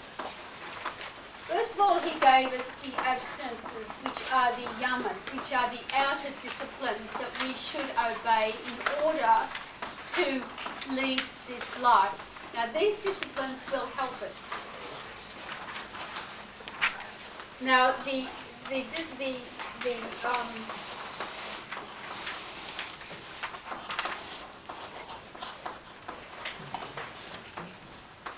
if you turn to, I think it's, okay, it's the next page on, you've got the yamas, so the outer disciplines. And that's pretty difficult because you go on then thinking about, the first one is ahimsa, which is non-killing. How do we kill people? Thoughts and words. The tongue is very, very bad enemy. Thoughts and words can kill. A smile can give life. So ahimsa just doesn't mean racing out and shooting someone or racing out and killing someone. It means through your own personal action. Abstinence from killing. So you would actually have to try to keep your mind alert and not be spontaneous, like, you know, I hate all of this and I hate you and I hate this. Don't you think that that is also a form of killing? You don't have to go out and kill a lump of meat and eat it raw to be a killer, or go out and be a mad mass murderer to be a killer. You can also be a killer through your tongue. The next one is truthfulness, which is satya. And I think that this one is more your attitude to be truthful. First of all, you have to be true to yourself, and then be true to those around you. How many of us are true to ourselves all the time? Not many of us, are we? Not really true to ourselves. That's right. So a little bit of thought there on truthfulness. Think about that, your action. I mean, you can also be tacky. You don't go up and say, oh, what a terrible outfit you're wearing today. Oh, you wouldn't be seen dead in that. Well, that's a bit of truthfulness. Maybe you could say, oh, the colour's interesting. You know, you don't need to be totally running around being so true, but be true to yourself, and then your spoken word is also true. Because God is truth. Believe it or not, God is love, God is truth. So if you want to eventually connect with your universal consciousness or your creator, then you must start trying to be true here and now. The next one of the yamas is non-stealing. And non-stealing, I think, is really interesting, because I like to think this non-stealing, my grandson's stealing at the moment. Everything is open shut, but then his father used to do that as well, so I think he was running the family. I inherited, but he doesn't know where they come from. He's got all sorts of stuff. And that's okay. And then we think stealing, look, I don't steal anything. Oh, you don't? Interesting. You don't steal anything? Think about that. You steal someone's energy. Have you stolen it, perhaps with your mouth, with your thought? Which is perhaps steal somebody's energy from them? We're not talking here, see, what I'm trying to do is broaden your mind a bit, get your outlook. Think about those things. Have I stolen that? Did I steal someone's energy? Well, if you went to someone who was all bubbly and you felt really rotten, you know, when you went there feeling all down, and then you go and someone is all bubbly and you get all that nice energy from them, and you go out and they like this, and you're really happy going out the door. What did you do? You stole from them, didn't you? You stole from them. You didn't need to do that. You stole from them. So look at stealing as not just, you know, I'm going up to Coles and pinching a few things. Think of stealing on other levels as well, vibrational levels. You know, you hear that, you used to hear that years ago, that you got more than I've got. So, you don't need it. You've got what you need for your life. So why do you want or desire, even to desire something somebody else has got? That's stealing. That's stealing because your mind's doing it, and you are actually thought vibration. So if your thought is thinking, you're doing it. The other one is chastity. Brahmachari is something that you have to do in my line of work, which is no sex. So actually, early days when I used to teach about Brahmachari, everyone thought they had to go, I'm not, that's it, finished for me, that's it, tell the husband, no more, that's it. Which it isn't. Actually, it extends to all the senses. So we have to be modest in everything. Like if we really, you know, in eating, drinking, just have a little balanced life. That's what Brahmachari means. Leading a balanced life with everything. The next one you'll see there is patience. Oh, I must have missed that. Not only a willingness to be tolerant and restrain your emotions with people, but also with circumstances, remembering that we're not clones. We're all different and we're all individual. So if I have a line or a level where I go and I think that's correct, then I have to be tolerant of the person who's coming up, who's not reached that level yet. I had a mother-in-law, thank goodness she's gone. She used to go, "Hello, my dear. Have any darning to do?" So you'd hide it all. "I had 4 sons through the war and I have an iron cross from Hitler and I didn't mind mending." Just because. And she'd go, "Don't eat, my son. She's cooked it." Tolerance was not her forte either. Neither was patience. So, keep your mouth shut. And if they don't measure up, it's okay. That's where they're at.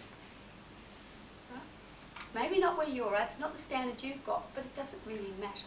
It's not going to do anything to you, is it, if they don't have the standard that you've got. So just be tolerant.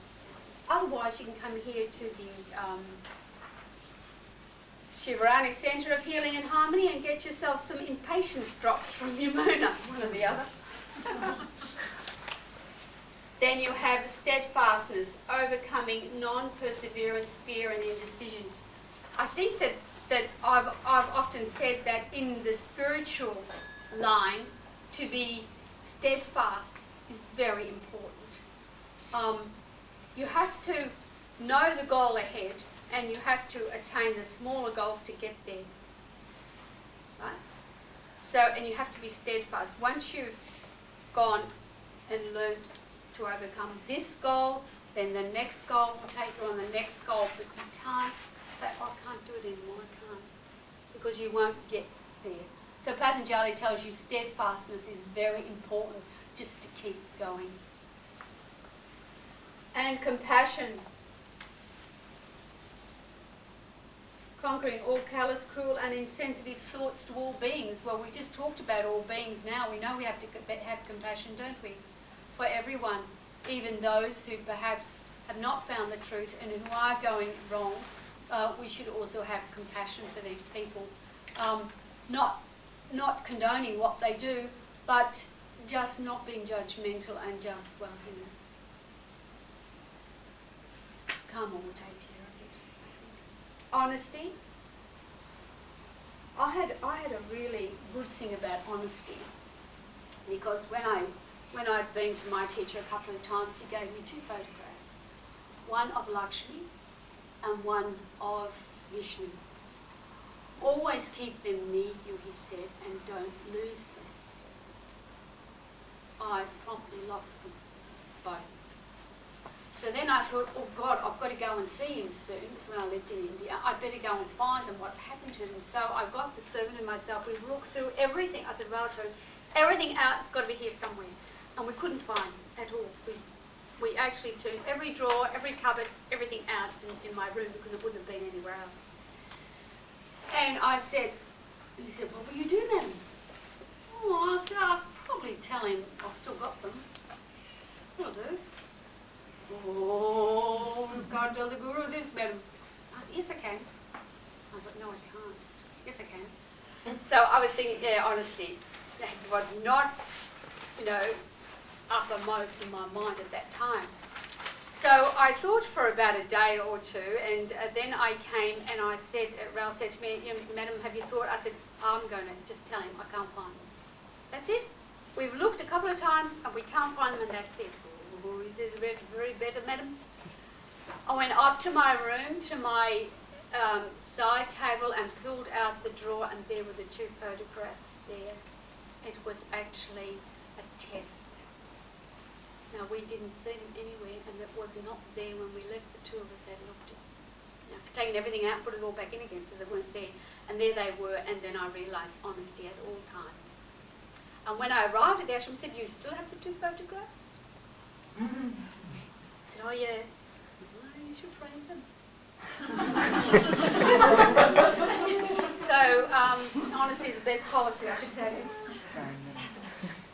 And then we have Mitahara, which is the eating habits of the yogi. So Patanjali said to have moderate eating habits, and that we're going to learn and study a little bit about tomorrow as well. That is very important, the eating habits of the seeker. Now, non-possessiveness means you should not crave for what does not belong to you. So all of you guys who think you like your mate's wife, forget it. Non-possessiveness. So this includes someone's husband or wife or someone's energy or vibration. Think about that. Energy or vibration. We're going further here. I always like to start with a little bit, but then throw your mind much wider when we go energy and vibration, non-possessiveness.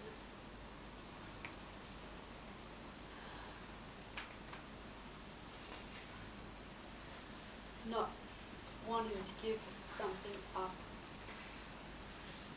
When I got my first initiation, my teacher said, never must you teach again until I tell you to.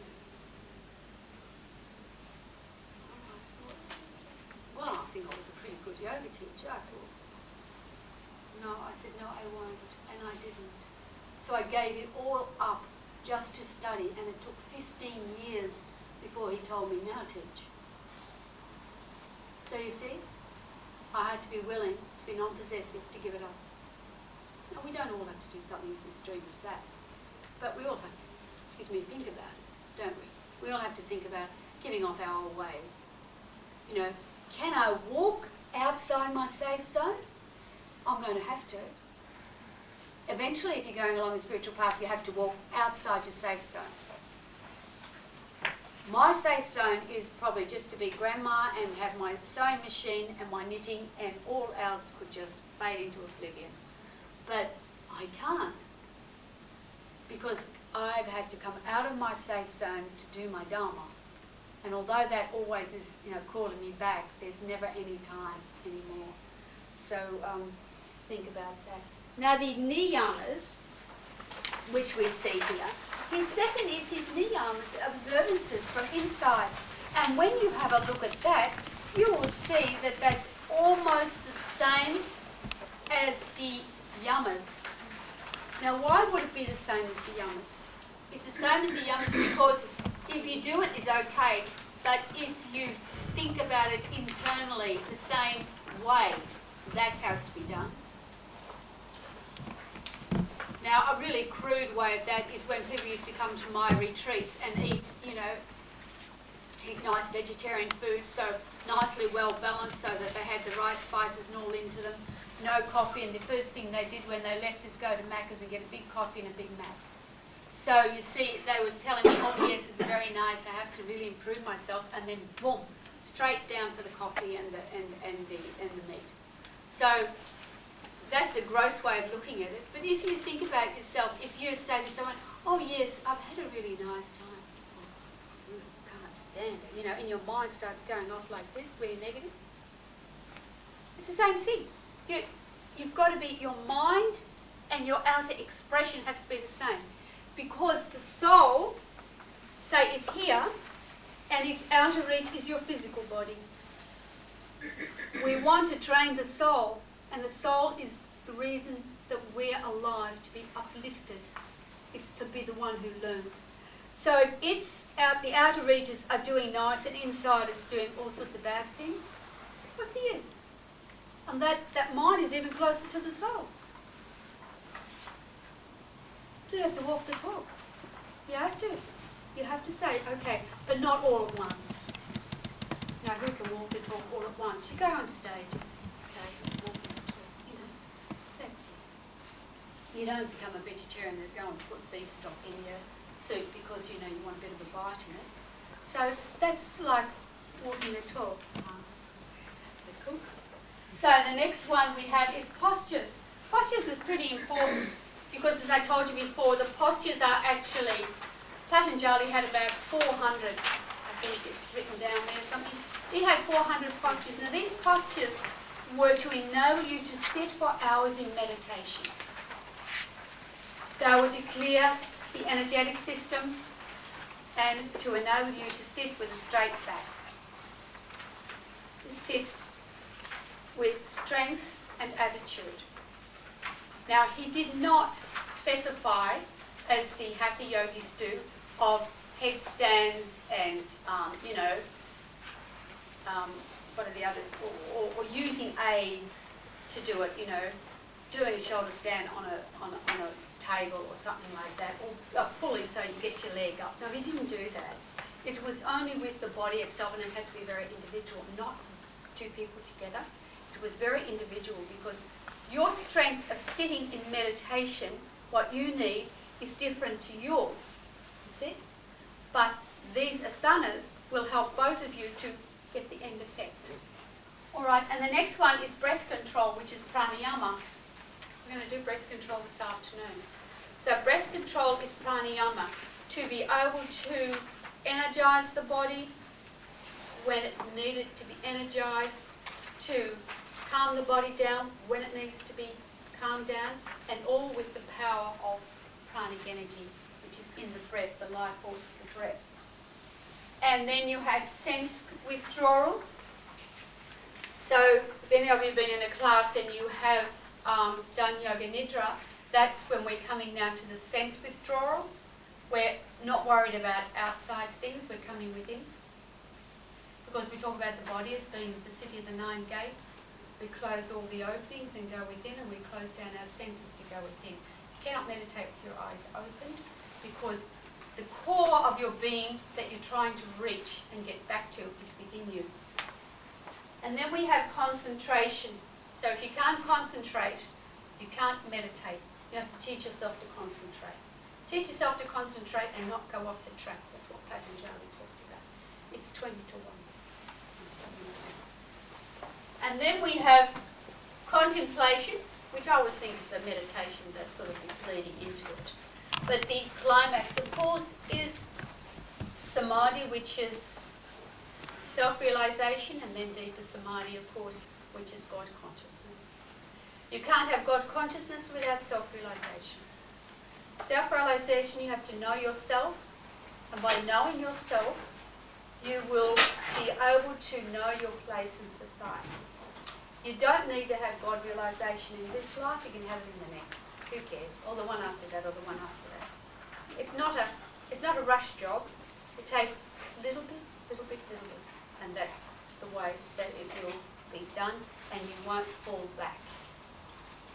You know, if you're building a foundation, you put the cement down, and if you've got just enough mixture, you allow it to set before you put something else on it. Is that right? Mm-hmm. So that's the way you do with your spiritual life too. Get that done, settle down, get yourself organised, and then when that's set, when that's fast, when it's not going to break down, you build a little bit more. Otherwise it's not going to work. Now, if you put... Have we done it all? Have we done it all? Did we do it all? Are there any questions now?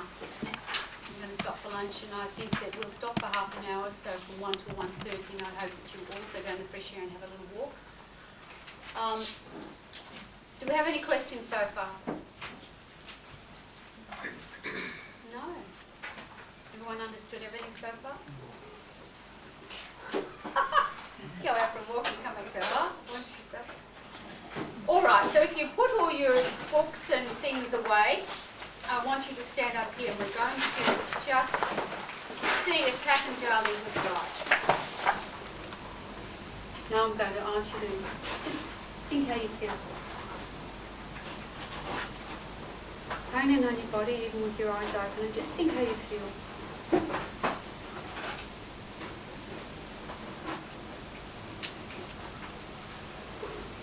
I want you to tighten your knees. Pull the abdominal muscles a little bit. Just level off that lower back and bring that in just a fraction. Tuck your chin in. become taller, much taller.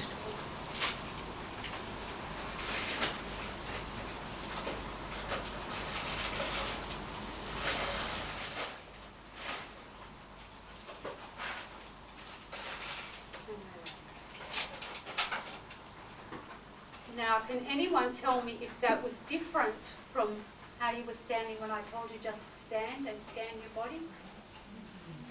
And what was the difference?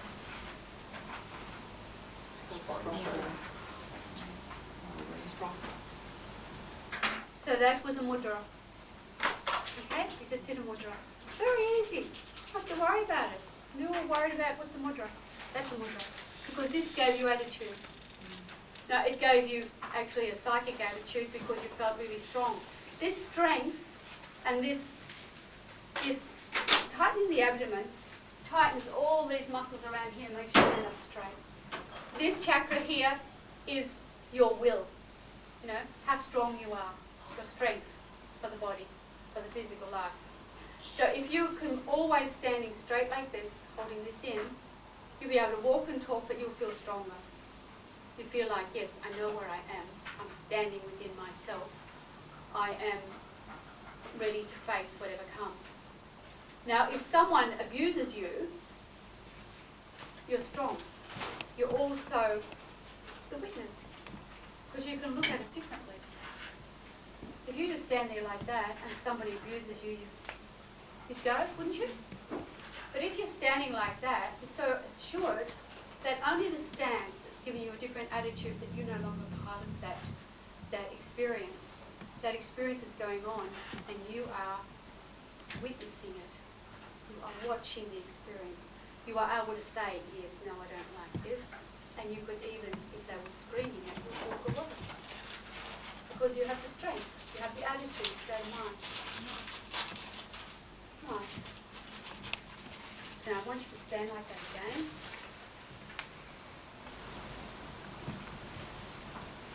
And put your feet a little bit apart.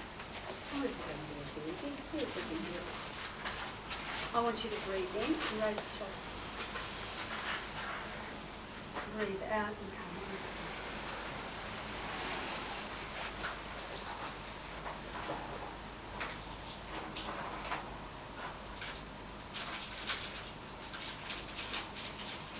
Now I want you to breathe in and I want you to breathe out through your fingertips.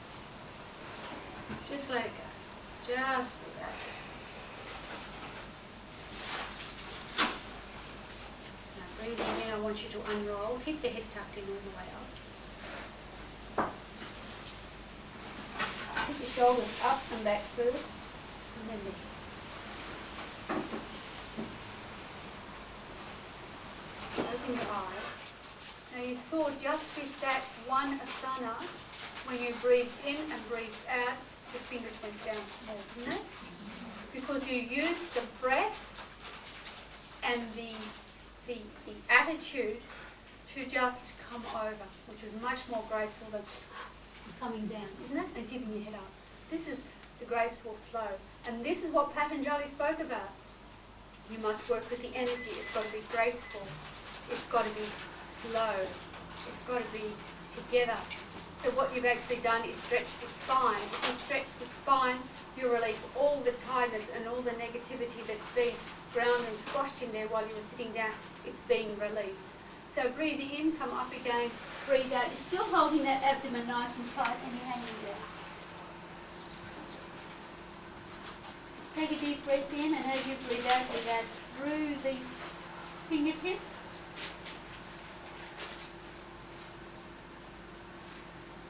Let go, let go.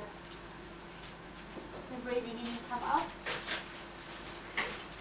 Shoulders back first. Hang your head. Take the fingers together here at the top of the pelvis and come up. I want you to stretch, stretch, stretch, stretch. Still holding that abdomen nice and firmly. And come down. Comes on the back of the sides and we'll come up. Now, how do you feel? How do you feel, Michelle?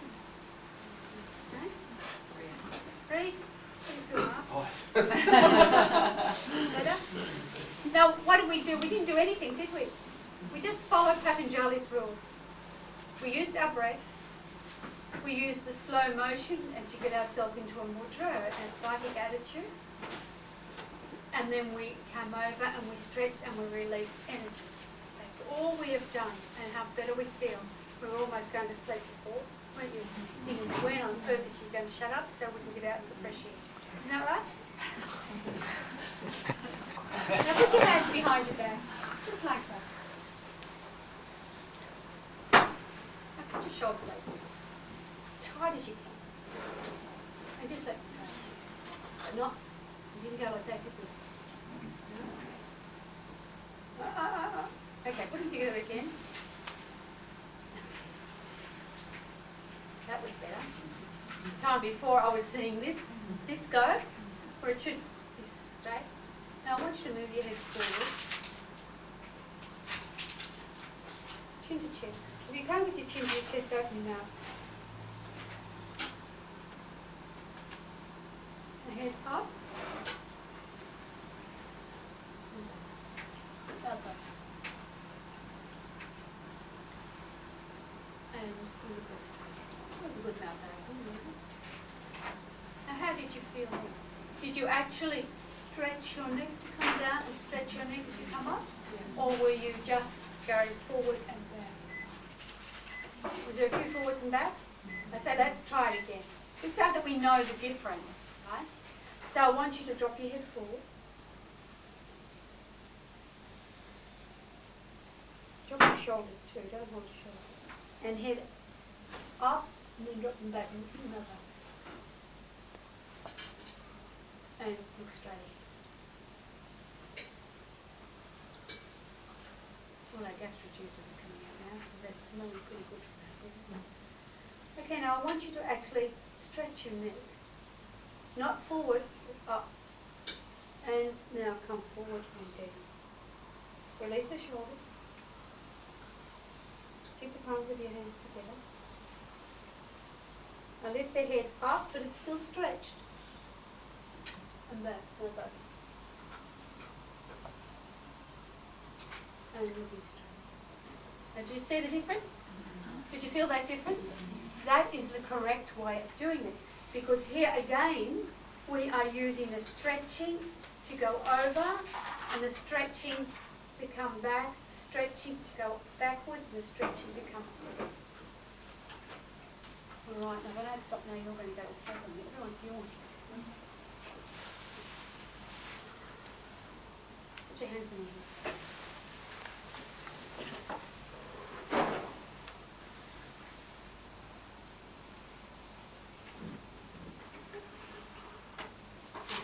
Just to bend over and up. And backwards.